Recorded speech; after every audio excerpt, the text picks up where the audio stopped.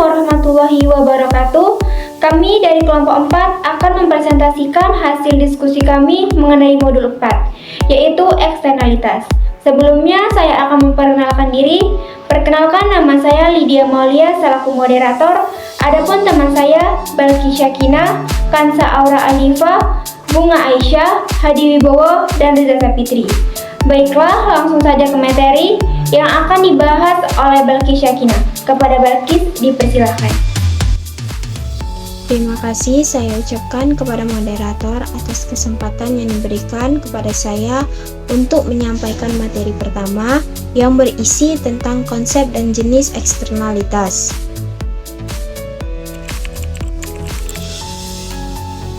Eksternalitas adalah kondisi di mana adanya biaya atau manfaat yang didapatkan oleh pihak ketiga di luar produsen dan konsumen yang tidak dapat memilih mendapatkan atau tidak dampak dari aktivitas produksi atau konsumsi barang dan jasa.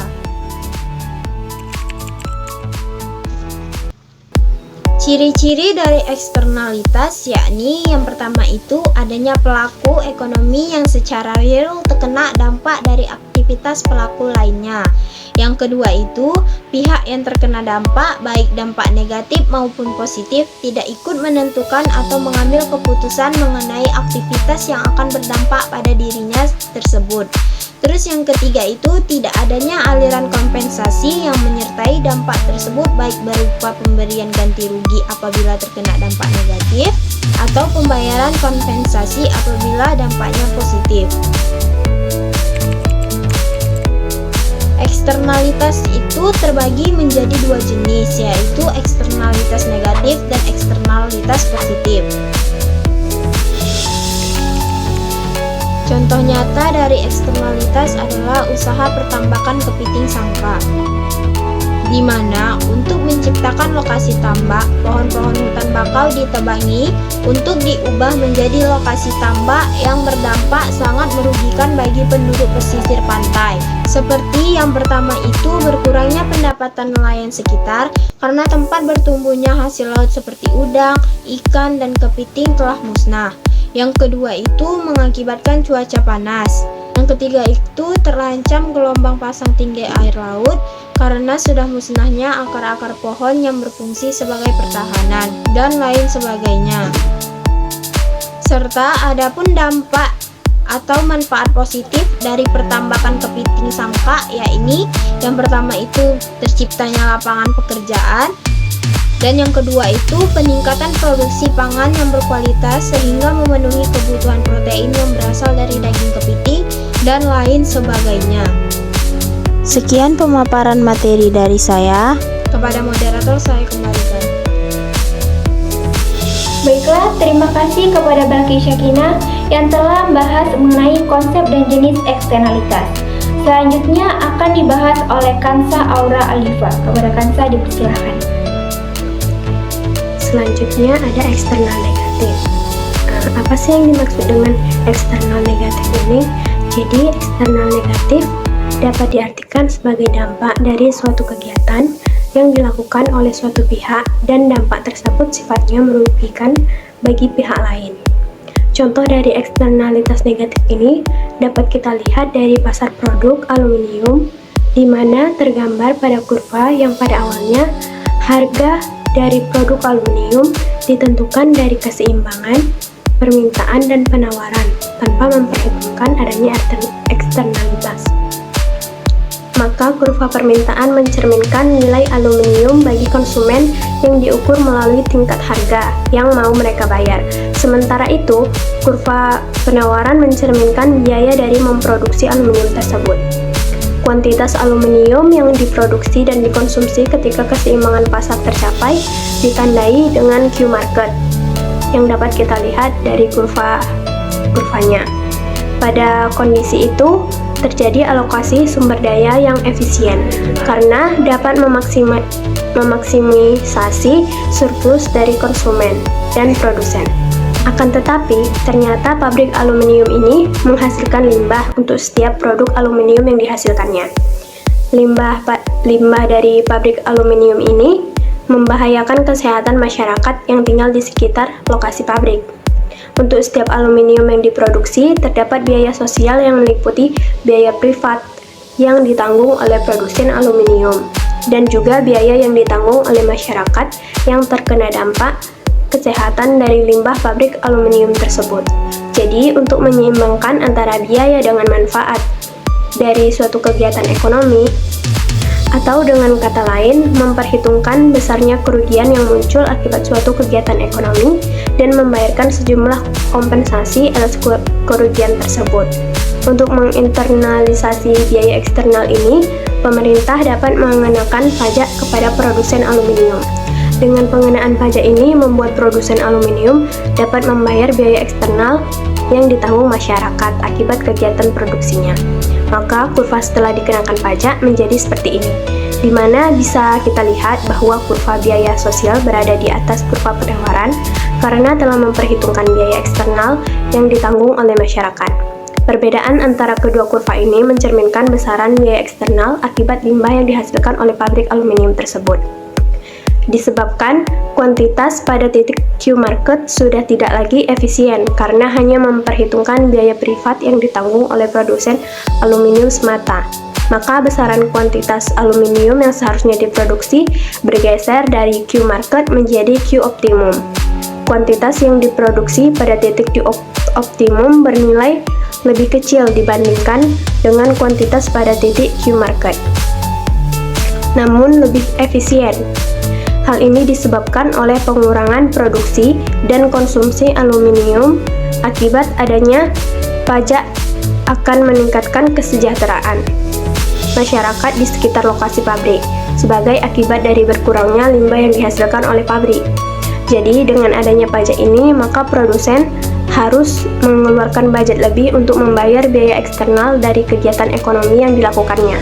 Baiklah, terima kasih kepada Kansa Aura Aldiva yang telah membahas mengenai eksternalitas negatif. Selanjutnya akan dibahas oleh Bunga Aisyah. Kepada Bunga dipersilahkan. B. Eksternalitas positif. Apa sih yang dimaksud dengan eksternalitas positif? Eksternalitas positif adalah merupakan dampak dari suatu kegiatan yang dilakukan oleh suatu pihak terhadap orang lain tanpa adanya kompensasi dari pihak yang diuntungkan.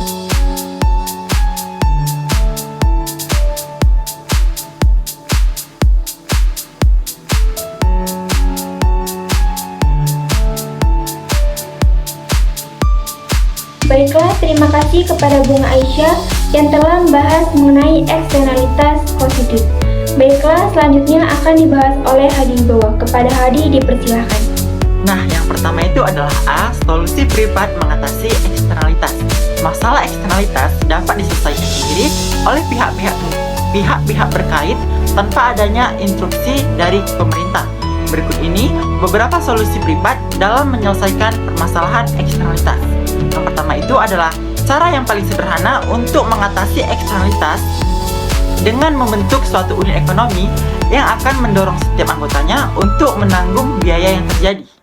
Nah, yang kedua itu adalah terkadang permasalahan eksternalitas dapat diatasi dengan norma dan sanksi sosial yang berlaku di masyarakat. Misalnya nih, ungkapan jika tidak mau diganggu orang lain, maka jangan mengganggu orang lain terlebih dahulu. Itu adalah merupakan contoh dari kearifan masyarakat yang mengajarkan agar setiap orang memperhatikan apakah tindakan yang dilakukannya itu akan mengganggu orang lain ataupun yang kita sebut dengan eksternalitas. Nah, yang ketiga ini adalah bentuk solusi dari permasalahan eksternalitas adalah dengan melakukan donasi ataupun sumbangan. Nah, yang keempat itu adalah permasalahan eksternalitas ini juga dapat dipecahkan berdasarkan dengan terpenuhnya kepentingan masing-masing pihak yang terkait. Kelima ini adalah solusi di mana pihak-pihak yang berkepentingan menyetujui untuk melaksanakannya kontrak bersama. Nah, yang keenam ini adalah dengan melakukan tawar-menawar antara pihak yang menimbulkan dan yang terkena dampak eksternalitas seperti yang diusulkan oleh Ronald Coase, dikenal sebagai mekanisme teorema Coase. Dalam teorema Coase, permasalahan eksternalitas dapat diselesaikan dengan mempertemukan pihak-pihak yang terkait. Kemudian, pihak-pihak tersebut membuat suatu persetujuan mengenai penyelesaian permasalahan eksternalitas tersebut. Nah, yang terakhir itu adalah nomor 7. Sistem hukum di negara kita ini melindungi masyarakat dari dampak yang ditimbulkan oleh eksternalitas. Karena dalam negara kita ini tidak diizinkan satu pihak melanggar hak pihak lain. Oleh karena itu, pihak yang terkena dampak dari eksternalitas ini dapat melakukan gugatan hukum melawan pihak yang menyebabkan eksternalitas. Nah, terdapat juga setidaknya 3 keterbatasan dari solusi privat ini. Dengan adanya keterbatasan ini, menyebabkan masyarakat menjadi sulit untuk menjalankan solusi privat. Ketiga keterbatasan tersebut adalah: pertama adalah adanya tindakan free rider dalam perilaku masyarakat. Yang kedua adalah terdapat informasi yang tidak sempurna tentang beberapa besar nilai kompensasi yang dibutuhkan untuk mengatasi masalah eksternalitas, sehingga akan menyulitkan proses tawar-menawar antar pihak terkait. Nah, yang ketiga adalah adanya biaya transaksi, khususnya terkait upaya penyelesaian masalah eksternalitas melalui upaya gugatan hukum ke pengadilan. Untuk menjalankan proses hukum ini dibutuhkan biaya yang sangat besar.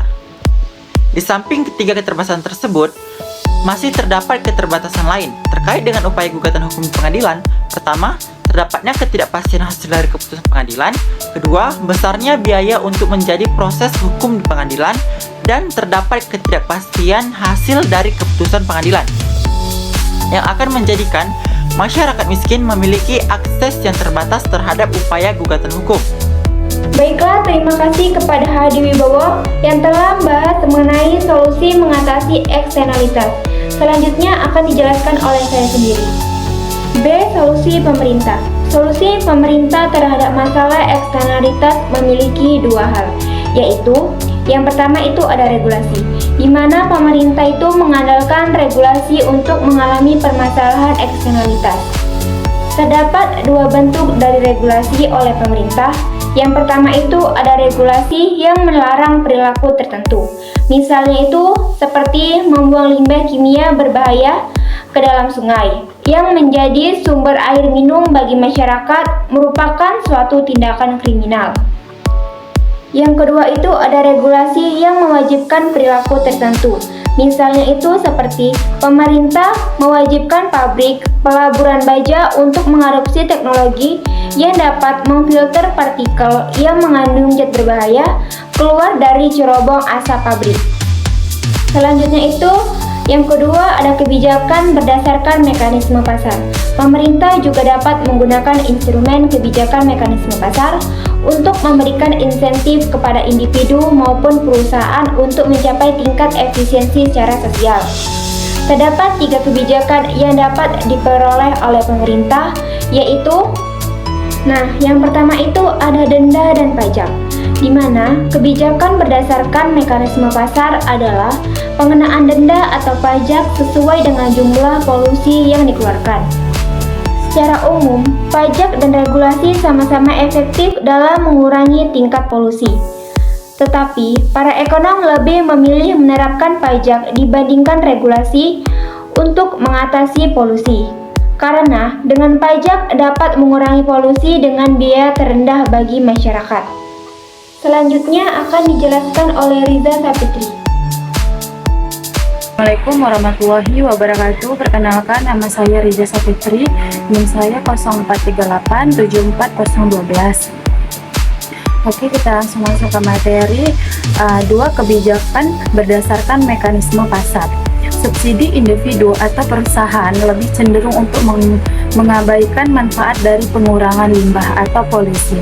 Jika tidak ada pengenaan denda atau pajak terhadap aktivitasnya, maka kondisi tersebut perusahaan cenderung mengeluarkan dana yang lebih sedikit untuk pembiayaan teknologi yang lebih ramah lingkungan yang menghasilkan eksternalitas negatif seperti polusi dan limbah. Cenderung menyukai subsidi dibandingkan dengan pengenaan pajak. Alasannya, pada kebijakan subsidi mereka akan mendapatkan tingkat keuntungan yang lebih tinggi dibandingkan pada sistem pajak. Contohnya gini, subsidi langsung yang dari pemerintah, bantuan uang tunai, kartu Indonesia Sehat, kartu Indonesia Pintar seperti KIP. langsung martabel permit kebijakan mekanisme adalah pemerintah membagikan izin untuk mengeluarkan polusi dalam batasan atas standar tertentu. Setiap perusahaan diminta untuk mengontrak tingkat polusi dengan izin yang dimilikinya. Terdapat dua pilihan bagi individu. Perusahaan yang mengeluarkan polusi lebih besar dari standar izin polusi yang dimiliki, yaitu satu individu atau perusahaan dapat menerapkan mekanisme internal untuk mengendalikan polusi, misalnya dengan menggunakan teknologi yang lebih ramah lingkungan.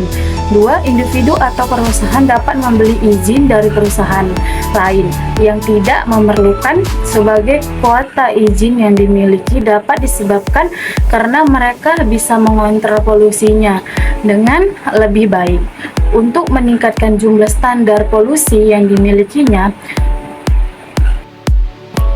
contohnya, pabrik tekstil akan menjual izin yang dimilikinya apabila harga izin tersebut lebih besar dibandingkan dengan marginal cost untuk mengurangi polusi.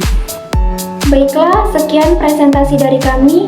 Lebih kurangnya kami mohon maaf. Saya akhiri dengan Assalamualaikum warahmatullahi wabarakatuh.